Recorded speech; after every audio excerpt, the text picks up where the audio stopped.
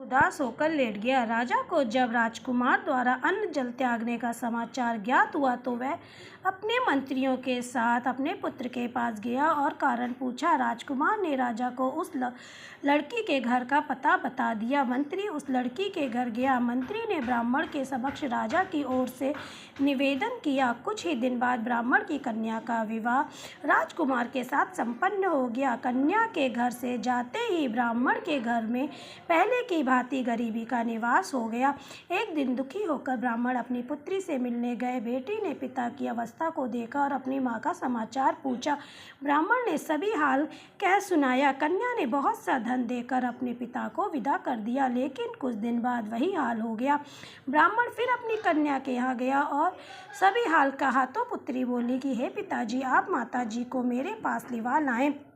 मैं एक ऐसी विधि बता दूंगी जिससे गरीबी दूर हो जाए। ब्राह्मण देवता अपनी स्त्री को साथ लेकर अपनी पुत्री के पास राजमहल पहुँचे तो पुत्री अपनी माँ को समझाने लगी कि हे माँ, तुम सर्वप्रथम इस प्रातःकाल स्नानादित करके विष्णु भगवान की पूजन करो तो सभी दरिद्रता दूर हो जाएगी। परंतु उसकी माँ ने उसकी एक भी बात नहीं मानी। वह प्रातःकाल उठकर अपनी पुत्री का बचा जूठन खा लेती थी। एक दिन उसकी पुत्री को बहुत क्रोध आया।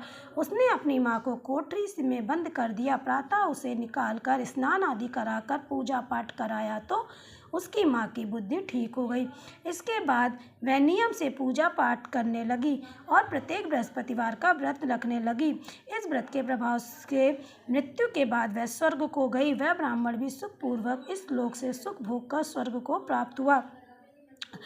इस तरह कहानी कहकर साधु देवता वहां से लोप हो गए। धीरे धीरे समय व्यतीत होने लगा। फिर बृहस्पतिवार का दिन आया। राजा जंगल से लकड़ी काटकर शहर को बेचने गया। उसने उस दिन और दिनों से अधिक धन प्राप्त किया। राजा ने चना गुड़ आदि लाकर बृहस्पतिवार का व्रत किया। उस दिन से उसके सभी कलेश दूर हो गए। परंतु जब अगला बृहस्पतिवार आया तो वह बृहस्पतिवार का व्रत करना भूल गया। इस कारण बृहस्पति भगवान नाराज हो गए। उस दिन उस नगर के राजा ने विशाल यज्ञ का आयोजन किया तथा अपने समस्त राज्य में घोषणा करवा दी कि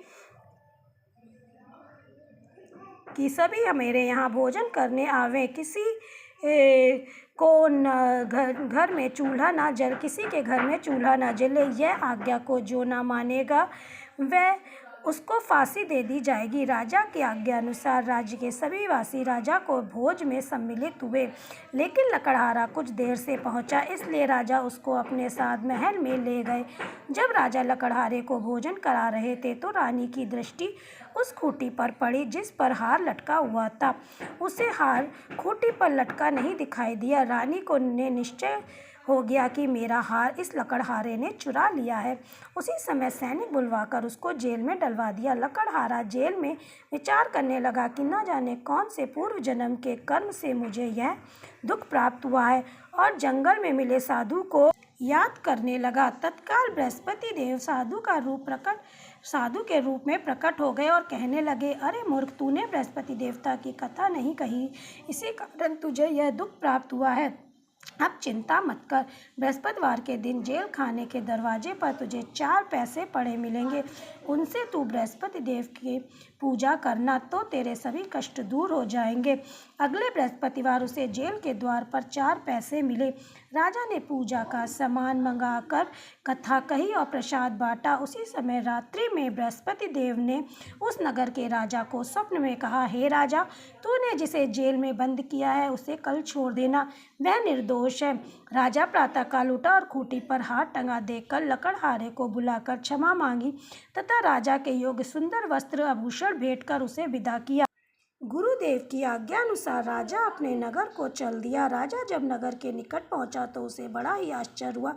नगर में पहले से अधिक बाग, तालाब और कुएं, बहुत सी धर्मशालाएं, मंदिर आदि बने हुए थे। राजा ने यह पूछा कि यह सब बाग, धर्मशाला किसकी है? तब नगर के सब लोग कहने लगे कि यह सब रानी और दासी द्वारा बनवाए गए हैं। तब राजा को आश्चर्य हुआ और गुस्सा भी आया। उसके अनुपस्थिति में रानी के पास इतना धन कहाँ से आया होगा? जब रानी ने यह खबर सुनी कि राजा आ रहे हैं तो उसने अपनी दासी से कहा, हे दासी, देख राजा हमको कितनी बुरी हालत में छोड़ गए थे, वे हमारी ऐसी स्थिति देखकर लौट ना जाएं, इसलिए तू दरवाजे पर खड़ी हो जा। रानी की आज्ञा अनुसार दासी दरवाजे पर खड़ी हो गई। जब राजा आए तो उन्हें अपने साथ महल में लिवा लाई। अब तब राजा ने क्रोध में आकर अपनी तलवार निकाली और पूछने लगा कि बताओ, यह धन तुम्हें कैसे प्राप्त हुआ। तब रानी ने सारी कथा कह सुनाई। राजा ने निश्चय किया कि मैं रोजाना दिन में 3 बार कथा कहूँगा और रोज व्रत किया करूँगा।